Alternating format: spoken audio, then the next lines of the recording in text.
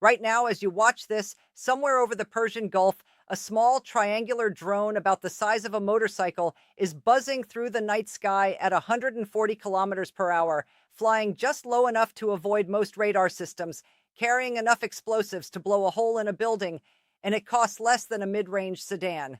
Meanwhile, the missile being fired to stop it costs more than most Americans will earn in a decade. Surprised. That is not a hypothetical scenario. That is the daily reality of the war that erupted on February 28, 2026, when the United States and Israel launched a massive coordinated military operation against Iran, targeting its nuclear facilities, its military command structure, and its leadership. Sargis. The operation killed Supreme Leader Ali Khamenei on the very first day. It was one of the most aggressive opening strikes in modern military history. And Iran's response has been unlike anything American defense planners truly prepared for. Within hours of the first American and Israeli bombs hitting Iranian soil, Tehran launched a torrent of ballistic missiles and drones at U.S. military bases across the entire Middle East, not just one country, not just two. Iran struck targets in Bahrain, Kuwait, Qatar, Jordan, Saudi Arabia, the United Arab Emirates, Iraq, Oman, and even sent a drone crashing into the runway of Britain's Akrotiri military base in Cyprus. The weapon doing the most damage to America's strategic position in this war is not a sophisticated hypersonic missile or a nuclear warhead. It is the Shahed 136, a cheap, mass-produced, one-way attack drone that Iran has been building for years, and it is exposing a vulnerability in American defense that is genuinely staggering. Let me walk you through exactly what is happening and why it matters so much. The Shahed 136 is sometimes called the poor man's cruise missile, and that description is more accurate than most people realize. It is about 3.5 meters long with a wingspan of 2.5 meters. It is powered by a simple internal combustion engine, the kind you might find in a lawnmower. It flies at relatively low altitudes and relatively slow speeds. It does not have advanced guidance systems or stealth technology. It carries a warhead of about 30 to 50 kilograms of explosives. And here's the number that changes everything. It costs between $20,000 and $50,000 to build. Compare that to what it takes to shoot one down. A single Patriot missile interceptor, the backbone of American air defense in the Middle East, costs roughly $4 million. A THAAD interceptor, the more advanced system designed to stop ballistic missiles, runs about $12 million per round. So when Iran launches a swarm of 100 Shaheds at a U.S. base, even if every single one is shot down, Iran has spent somewhere around $2 to $5 million total. The defending side has potentially spent hundreds of millions. Kelly Grieco, a senior fellow at the Stimson Center and one of the most respected defense policy voices in Washington, put it in terms that should alarm every American taxpayer. For every single dollar Iran spends manufacturing a Shahed, the defending nation spends roughly $20 to $28 to intercept it.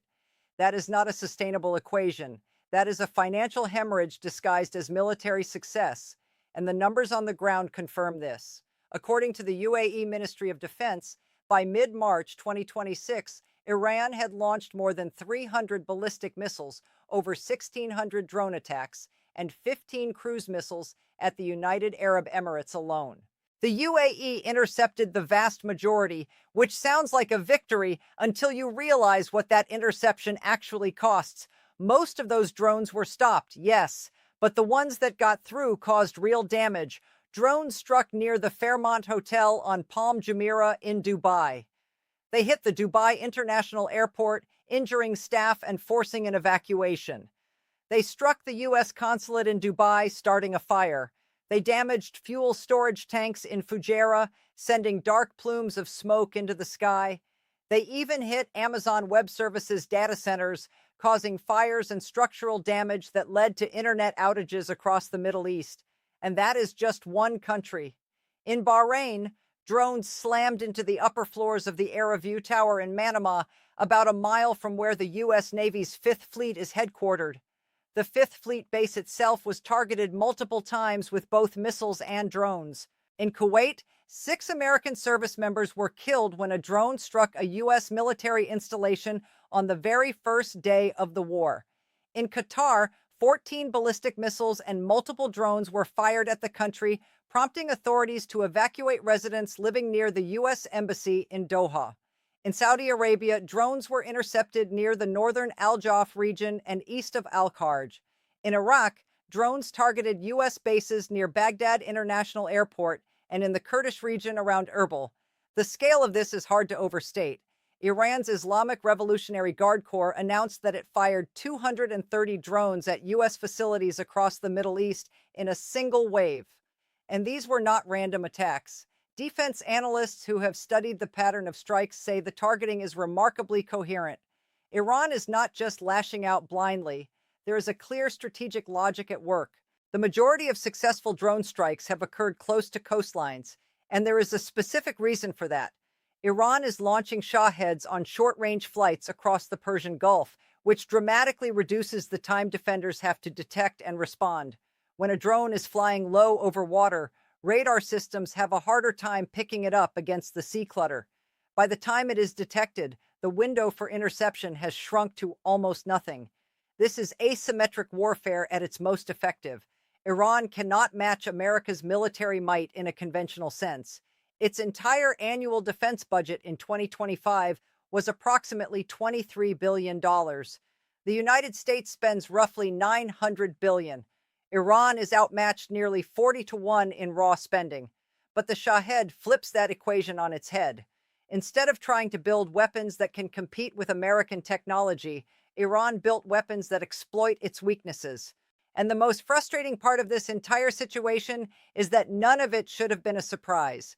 For 4 years, the world watched Russia use the exact same drone against Ukraine. Moscow purchased thousands of Shaheds from Iran starting in late 2022 and has launched tens of thousands of them at Ukrainian cities and infrastructure. Ukraine, out of sheer necessity, developed an entire ecosystem of counter-drone defenses, including cheap interceptor drones that cost a few $1,000s each, mobile response teams, and a network system of microphones that tracks the acoustic signature of incoming drones and feeds that data into flight path predictions. That microphone system, called Sky Fortress, was originally built by 2 engineers working in a garage. The entire network costs less than a pair of Patriot missiles. Ukraine figured this out through blood and trial and error because it had no choice. The question that should keep every American defense official up at night is this: why didn't we learn from them sooner? According to multiple reports, it took the United States a full week after the war with Iran started to formally ask Ukraine for help and expertise in countering Shahed drones. 1 week. In that time, Iran had already launched hundreds of drones. The lessons were sitting right there. Ukraine had been dealing with this exact weapon for over 3 years. They had developed solutions that were proven in combat, and the world's largest military took 7 days to pick up the phone. Now, to be fair, the U.S. has not been entirely idle. In December 2025, U.S. Central Command announced the deployment of a new weapon system called LUCAS, which stands for Low Cost Uncrewed Combat Attack System. And here is the twist that would be funny if the stakes were not so high. LUCAS is essentially a reverse-engineered copy of the Shahed 136. American forces captured a Shahed drone, took it apart, shipped it back to the United States, studied it, modified it, and then sent the American version back to the Middle East to use against Iran. It costs about $30,000 to $40,000 per unit, roughly the same as the weapon it was copied from. Admiral Brad Cooper, who oversaw the program, has been open about its origins. There is something almost poetic about turning Iran's own weapon design against it. The U.S. has been using LUCAS drones offensively against Iranian coastal defenses, radar systems, and launch sites, and the early results have been promising. The Pentagon is now pushing to scale production dramatically. The Department of Defense has called on industry to produce somewhere between 300,000 and 340,000 small drones over the next 2 years, with aggressive cost targets in the low thousands of dollars per unit. The Drone Dominance Initiative aims to qualify a wide range of drone designs and begin fielding tens of thousands in 2026, scaling to hundreds of thousands by 2027. But ramping up production takes time, and time is not a luxury in this conflict. Iran produces an estimated 200 to 500 Shahed drones every single month. That means Tehran can manufacture between 2,400 and 6,000 units per year, even under international sanctions. Russia, which now produces its own version called the Geran 2 at a massive factory in the Alabuga Special Economic Zone, is reportedly churning out over 5,500 units per month. The global supply chain for cheap attack drones is enormous and growing, and the United States is playing catch up. The interceptor math is even more concerning when you zoom out. Before this war even started, American missile stockpiles were already depleted.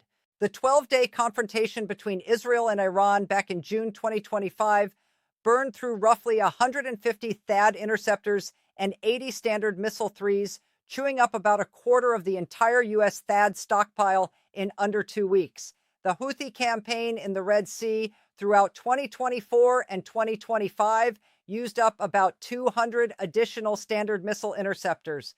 By July 2025, Patriot stockpiles had reportedly fallen to just 25% of what the Pentagon considered the minimum necessary level. And then this war started.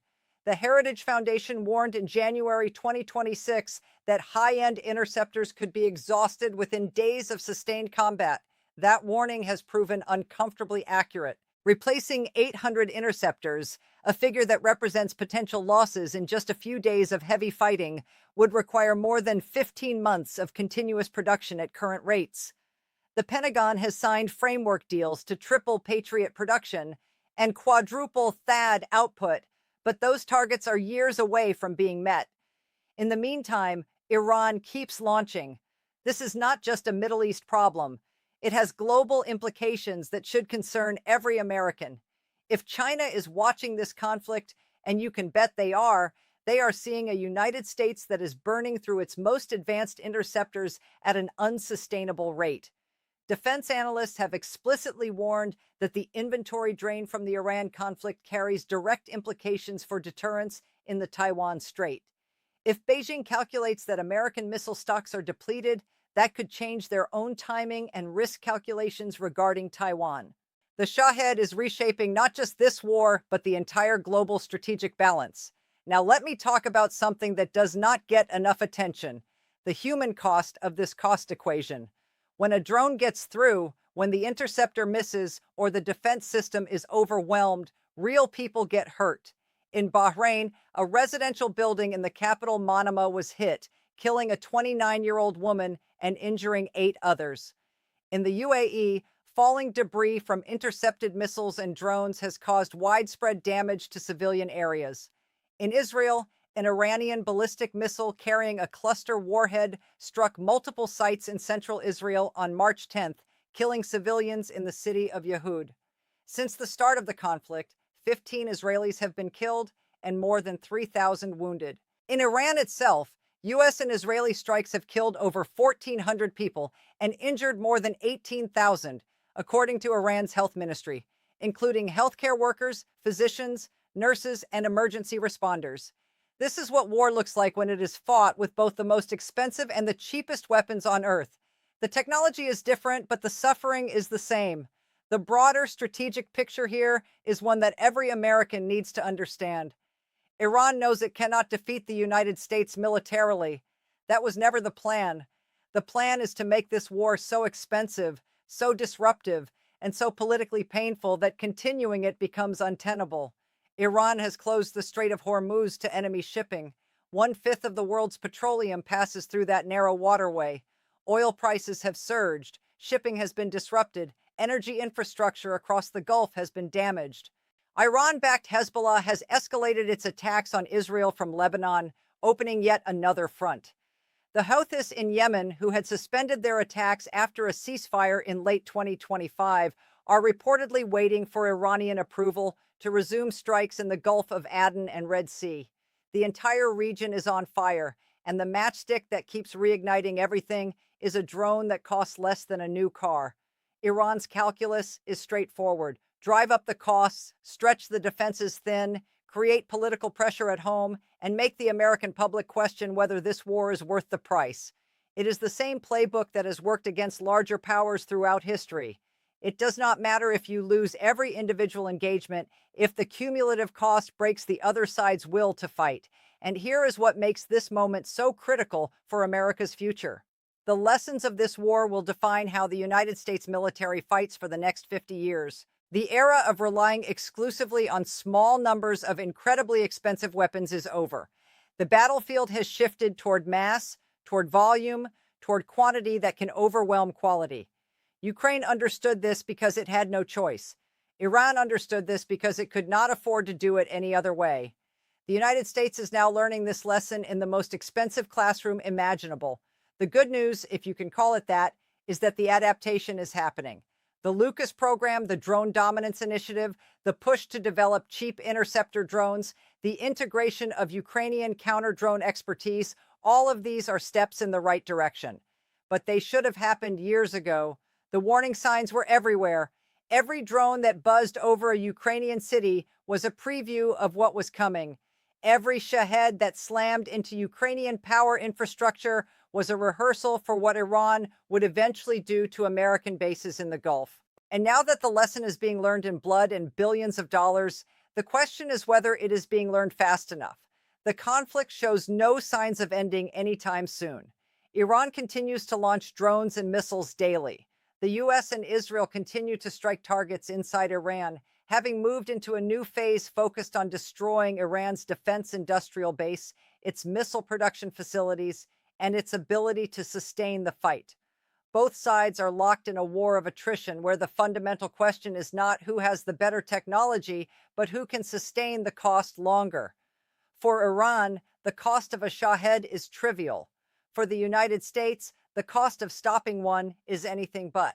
That gap, that asymmetry, that imbalance between the price of attack and the price of defense is the defining feature of modern warfare in 2026. And until that equation is fundamentally changed, until the cost of defense comes down to match the cost of attack, the buzzing sound of a cheap drone over a Persian Gulf beach will remain one of the most strategically significant sounds in the world. The implications for the American taxpayer, for global energy markets, for the balance of power in Asia, and for the future of how wars are fought and funded are enormous. This is not just a story about drones. This is a story about the changing nature of power itself.